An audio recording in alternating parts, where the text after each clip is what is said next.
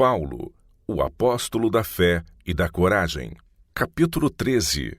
Paulo em Éfeso. Mas Paulo, havendo permanecido ali muitos dias, em Corinto, por fim despediu-se dos irmãos, navegou para a Síria, levando em sua companhia Priscila e Áquila. Chegados a Éfeso, deixou-os ali. Ele, porém, entrando na sinagoga, pregava aos judeus. Atos capítulo 18, versos 18 e 19. Enquanto Apolo pregava em Corinto, Paulo cumpria sua promessa de voltar a Éfeso. Havia feito uma breve visita a Jerusalém e despender algum tempo em Antioquia, cenário de seus primeiros labores. Dali viajou através da Ásia Menor, visitando as igrejas que ele mesmo havia fundado e fortalecendo a fé dos discípulos. A cidade de Éfeso era a capital da província da Ásia e o grande centro comercial da Ásia Menor. Seu porto estava cheio de embarcações de todas as partes do mundo conhecido e suas ruas apinhadas de pessoas de todos os países. Como Corinto, Éfeso parecia um favorável campo missionário. Os judeus naquele tempo, amplamente dispersos por todos os países civilizados, estavam geralmente expectantes pelo advento do Messias. Em suas visitas a Jerusalém, nas festividades anuais, muitos tinham ido às barrancas do Rio Jordão para ouvir a pregação de João Batista. Dali eles ouviram a proclamação de Cristo como o prometido, e em seu retorno para casa tinham levado as novas a todas as partes do mundo. Desta maneira, a providência preparara o caminho para o trabalho dos apóstolos. Chegando a Éfeso, Paulo encontrou 12 crentes que, como Apolo, tinham sido discípulos de João Batista e tinham adquirido um conhecimento imperfeito da vida e missão de Cristo. Eles não tinham a capacidade de Apolo, mas com a mesma sinceridade e fé estavam procurando espalhar a luz que haviam recebido. Conforme usada no Novo Testamento, a palavra Ásia não se aplica ao continente asiático, mas a uma província romana que abrangia a parte ocidental da Ásia Menor e da qual Éfeso era a capital. Nota dos editores. Esses discípulos nada sabiam da missão do Espírito Santo que Jesus prometera ao seu povo crente para ser a vida e o poder da igreja. Quando interrogados por Paulo se haviam recebido o Espírito Santo, responderam: "Nem mesmo ouvimos que existe o Espírito Santo." Perguntou Paulo: "Em que, pois, fostes batizados?" Eles responderam: "No batismo de João." Atos 19, versos 2 e 3. Então o apóstolo expôs perante eles as grandes verdades que são o fundamento da esperança do cristão. Falou-lhes da vida de Cristo na terra e de sua morte ignominiosa e cruel. Contou-lhes como o Senhor da vida quebrara os grilhões da tumba e ressurgira triunfante sobre a morte. Repetiu as palavras da comissão do Salvador aos discípulos: "Toda a autoridade me foi dada no céu e na terra. Ide, portanto, fazei discípulos de todas as nações, batizando-os em nome do Pai e do Filho e do Espírito Santo." Falou-lhes também da promessa de Cristo de enviar o Consolador, por cujo poder grandes sinais e maravilhas seriam operados, e descreveu o glorioso cumprimento desta promessa no dia de Pentecostes. Com profundo interesse, grata e surpreendente alegria, os discípulos ouviram as palavras de Paulo. Pela fé, aprenderam a verdade do sacrifício expiatório de Cristo e o reconheceram como seu Redentor. Foram então batizados em nome de Jesus, e impondo-lhes Paulo as mãos, eles receberam também o batismo do Espírito Santo, que os habilitou a falar as línguas de outras nações e a profetizar. Dessa forma, esses homens foram qualificados a trabalhar como missionários no importante campo de Éfeso e circunvizinhanças, e também a partir desse centro propagar o Evangelho de Cristo na Ásia Menor. Foi por nutrir um espírito humilde e dócil que esses irmãos alcançaram sua preciosa experiência. Seu exemplo apresenta uma lição de grande valor para os cristãos de todas as épocas. Há muitos que fazem apenas pequeno progresso na vida religiosa, porque são presunçosos demais para ocupar a posição de aprendizes. contentam-se em permanecer na ignorância da palavra de Deus, não desejam mudar sua fé ou suas obras e não fazem, por conseguinte, qualquer esforço para obter maior luz. Se os seguidores de Cristo fossem fervorosos na busca da divina sabedoria, seriam levados aos ricos campos da verdade, ainda inteiramente desconhecidos para eles. Aquele que se entregar tão completamente a Deus, como fez Moisés, será guiado pela mão divina tão verdadeiramente como foi o grande líder de Israel. Poderá ser humilde e aparentemente desprovido de dons. Contudo, se com um coração amante e confiante obedecer a toda a intimação da vontade de Deus, suas faculdades serão purificadas, enobrecidas, revigoradas, e as suas capacidades serão aumentadas. Ao serem por ele entesouradas as lições de divina sabedoria, um sagrado encargo ser-lhe-á confiado. Será capacitado a fazer de sua vida uma honra para Deus e uma bênção para o mundo. A revelação de suas palavras esclarece e dá entendimento aos simples. O mero conhecimento intelectual da verdade religiosa não é suficiente. Há muitos hoje que são tão ignorantes da obra do Espírito Santo no coração, como foram aqueles homens de Éfeso. Não há, entretanto, verdade mais claramente ensinada na palavra de Deus. Profetas e apóstolos têm se demorado sobre este tema. O próprio Cristo nos chama a atenção para o crescimento no reino vegetal, a fim de ilustrar a operação do seu Espírito em suster a vida religiosa. A seiva da videira, subindo da raiz, é difundida para os ramos, promovendo o crescimento e produzindo flores e frutos. Assim, o poder vitalizante do Espírito Santo, que emana de Cristo e comunicado a cada discípulo, permeia a alma, renova os motivos e afeições e mesmo os pensamentos mais secretos e produz os preciosos frutos de obras piedosas. A vida atesta a união com a videira verdadeira e viva. O autor desta vida espiritual é invisível, e o método exato pelo qual essa vida é comunicada e sustida está além da capacidade da filosofia humana explicar.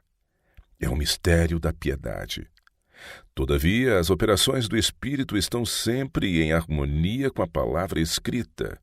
Como sucede no mundo natural, assim também se dá no espiritual. A vida humana é preservada a cada momento pelo poder divino.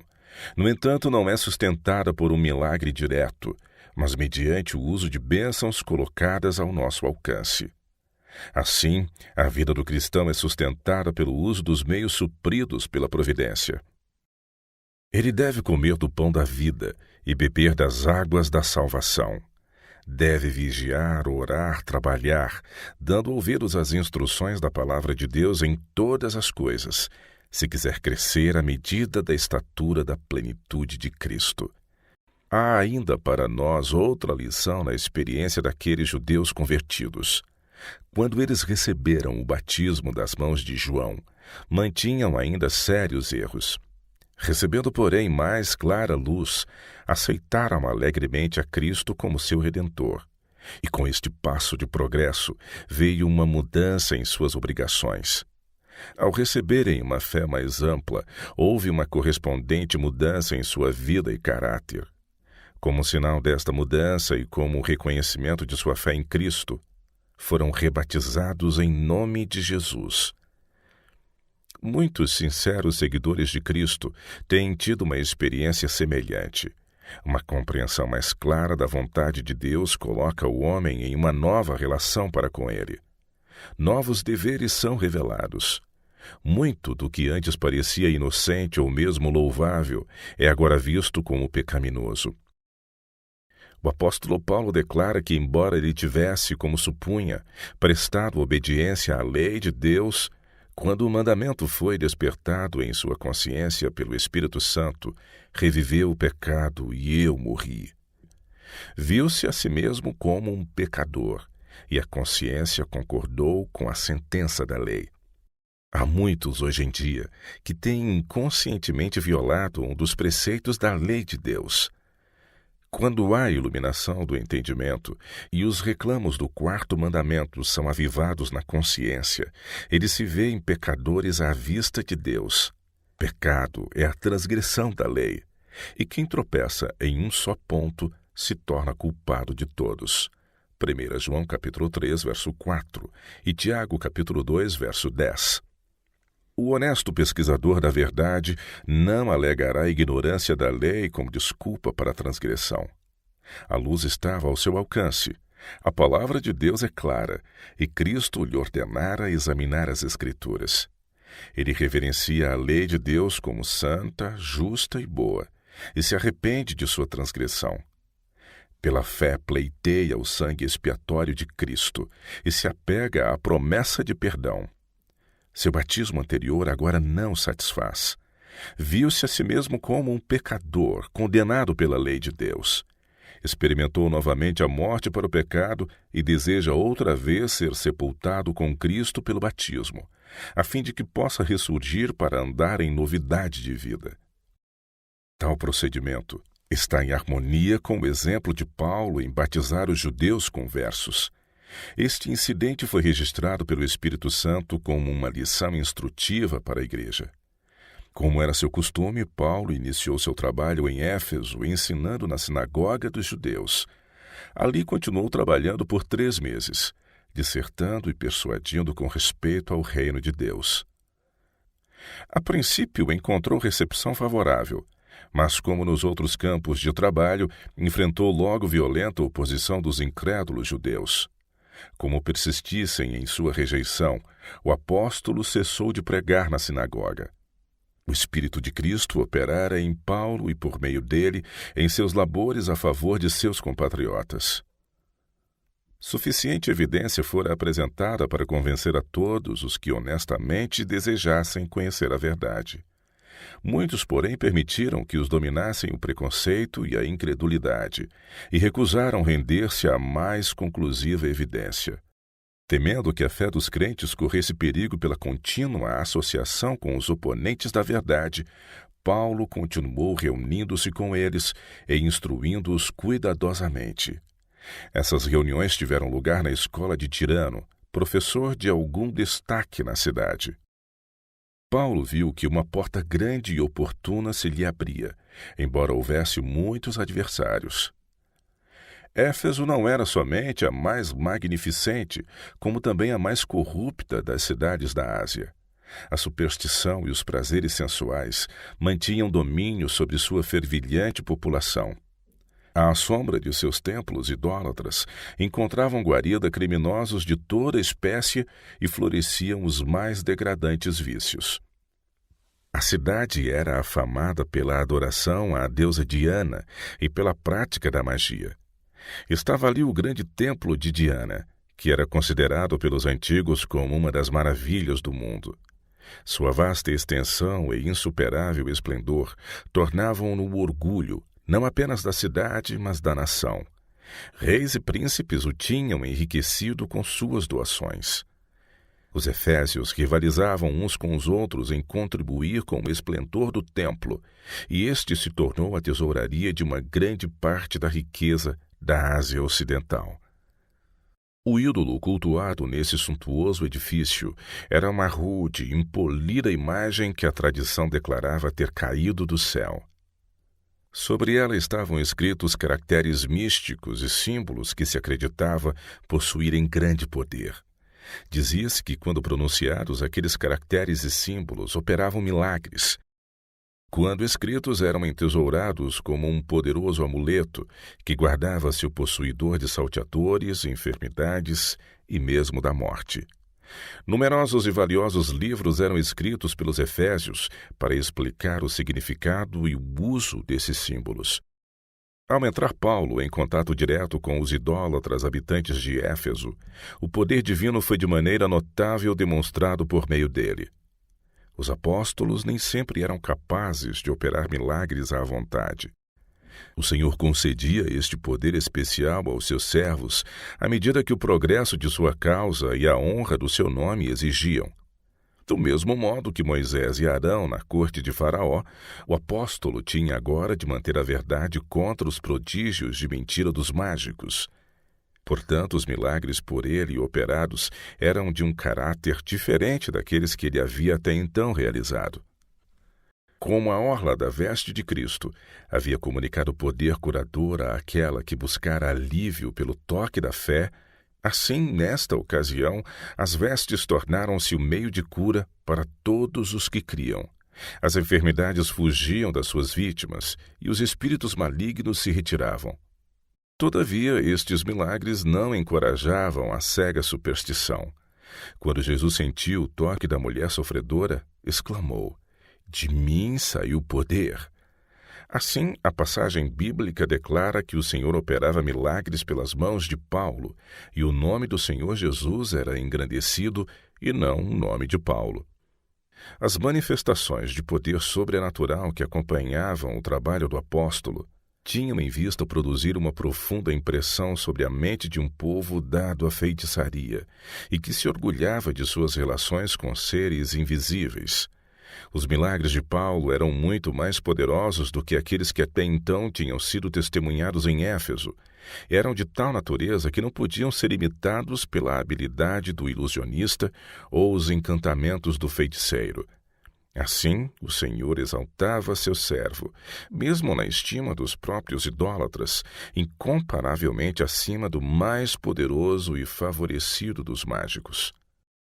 Mas aquele a quem estão sujeitos todos os espíritos do mal, e sobre os quais dera a seus servos autoridade, estava prestes a levar ainda maior vergonha e derrota àqueles que desprezavam e profanavam seu santo nome.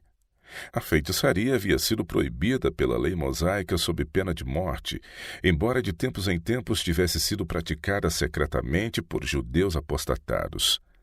Ao tempo da visita de Paulo a Éfeso, havia na cidade certos judeus exorcistas que, vendo as maravilhas operadas por ele, afirmavam possuir igual poder. Crendo que o nome de Jesus atuava como um talismã, decidiram expulsar espíritos malignos pelo mesmo meio que o apóstolo empregara. Foi feita uma tentativa por 7 irmãos, filhos de um certo Seva, sacerdote judeu. Encontrando um homem possesso de um demônio, disseram-lhe: "Esconjuro-vos por Jesus, a quem Paulo prega." Mas o espírito maligno respondeu com escárnio: "Conheço a Jesus e sei quem é Paulo, mas vós quem sois?" E o possesso do espírito maligno saltou sobre eles, subjugando a todos, e de tal modo prevaleceu contra eles que, desnudos e feridos, fugiram daquela casa. A humilhante derrota daqueles que tinham profanado o nome de Jesus logo se tornou conhecida em toda a cidade de Éfeso por judeus e gentios. Foi dada prova insofismável da santidade desse nome e do perigo em que incorreriam os que o invocassem sem fé na missão divina de Cristo. O terror se apoderou da mente de muitos e a obra do Evangelho foi considerada por todos com respeito e reverência. Fatos que haviam sido previamente encobertos foram agora trazidos à luz. Ao aceitarem o cristianismo, alguns dos irmãos não tinham renunciado inteiramente suas superstições pagãs. Ainda continuavam, em certa medida, a praticar magia. Convencidos do seu erro pelos eventos recentemente ocorridos, vieram e fizeram plena confissão a Paulo e publicamente reconheceram suas artes secretas como enganadoras e satânicas. Também muitos feiticeiros abjuraram a prática da magia e receberam a Cristo como seu Salvador. Eles reuniram os valiosos livros contendo as misteriosas cartas efésias e os segredos de sua arte e os queimaram na presença de todo o povo. Tendo os livros sido consumidos, fizeram a conta do valor do sacrifício, que foi estimado em 50.000 denários. A influência do que havia acontecido se espalhou mais rapidamente do que Paulo então imaginava. A manifestação do poder de Cristo foi uma grandiosa vitória para o cristianismo na própria fortaleza da superstição. De Éfeso, as novas circularam vastamente e deram um forte impulso à causa de Cristo. Estas cenas do ministério de Paulo permaneceram na memória dos homens e foram um meio de converter muitos ao Evangelho, muito tempo mesmo depois de haver o apóstolo encerrado sua carreira. Quando os conversos de Éfeso queimaram seus livros de magia, mostraram que as coisas em que antes se deleitavam, abominavam agora. Foi por praticarem artes mágicas e por meio delas que haviam especialmente ofendido a Deus e posto em perigo suas almas, e foi contra as artes mágicas que eles mostraram agora tal indignação. Assim deram prova de verdadeira conversão. Esses tratados de adivinhação continham regras e formas de comunicação com os espíritos do mal. Eram os regulamentos de adoração a Satanás, regras para lhe solicitar auxílio e obter dele informações. Retendo esses livros, os recém-conversos estariam expostos à tentação. Vendendo-os, estariam colocando a tentação no caminho de outros. Haviam renunciado ao reino das trevas e, para destruir seu poder, não hesitariam ante qualquer sacrifício. Assim, a verdade triunfou sobre o preconceito dos homens, suas ocupações favoritas e seu amor ao dinheiro. Supõe-se lisonjeiramente que as superstições pagãs tenham desaparecido diante da civilização do presente século. Mas a palavra de Deus e o severo testemunho dos fatos declaram que a feitiçaria é praticada neste século tanto quanto foi pelos mágicos dos tempos antigos. O antigo sistema de magia é, na realidade, o mesmo agora conhecido como moderno espiritismo. Satanás está encontrando acesso a milhares de mentes por apresentar-se sob o disfarce de amigos falecidos. As Escrituras declaram que os mortos não sabem coisa nenhuma. Seus pensamentos, amor, ódio, pereceram. Os mortos não mantêm comunhão com os vivos. Mas, fiel à sua antiga astúcia, quando em forma de uma serpente enganou a mãe de nossa raça, Satanás emprega este engano para obter o controle da mente humana. Os oráculos pagãos têm seu correspondente nos médiuns espíritas, videntes e cartomantes de hoje. As vozes místicas que falaram em Endor e em Éfeso ainda estão por suas palavras mentirosas desviando os filhos dos homens. Os mistérios do culto pagão são substituídos pelas associações secretas e sessões espíritas. As obscuridades e maravilhas dos feiticeiros de nosso tempo. Suas manifestações são avidamente recebidas por milhares que recusam aceitar a palavra de Deus ou de seu espírito. Enquanto falam com o escárnio dos mágicos antigos, o grande enganador ri triunfante à medida que os homens se rendem às suas artes de uma forma diferente. Seus agentes ainda alegam curar enfermidades, professam empregar eletricidade, magnetismo ou os chamados remédios de simpatia. Mas, na verdade, o poder magnético de que se orgulham é diretamente atribuível à feitiçaria de Satanás. Por este meio, ele lança seu encanto sobre o corpo e a alma dos homens. Enfermos, pessoas desoladas e curiosos estão se comunicando com espíritos do mal. Todos os que nisso se aventuram encontram-se em terreno perigoso. A palavra da verdade declara como Deus os considera. Nos tempos antigos, ele pronunciou juízo contra alguém que buscou o conselho de um oráculo pagão. Porventura não há Deus em Israel, para irdes consultar Baal-Zebude, Deus de Ecrom? Por isso, assim diz o Senhor, da cama a que subiste não descerás, mas sem falta morrerás. O mundo visível e o invisível estão em íntimo contato. Se fosse erguido o véu, veríamos anjos maus empregando todas as suas artes para enganar e destruir. Onde quer que seja exercida uma influência que leve os homens a se esquecerem de Deus, ali está Satanás exercendo seu enfeitiçante poder. Todos os que se aventuram em cenas de dissipação ou prazer irreligioso, ou buscam a companhia do sensualista, do cético ou do blasfemador por relação pessoal ou por meio de literaturas, estão se intrometendo com a feitiçaria. Antes de se darem conta, a mente é confundida e a alma poluída. A admoestação do apóstolo à igreja de Éfeso devia ser ouvida hoje pelo povo de Deus. e não sejais cúmplices nas obras infrutíferas das trevas. Antes, porém, reprovai-as. Se você está aprendendo com esse conteúdo, acesse esse QR Code com a câmera do seu celular para mais conteúdo bíblico.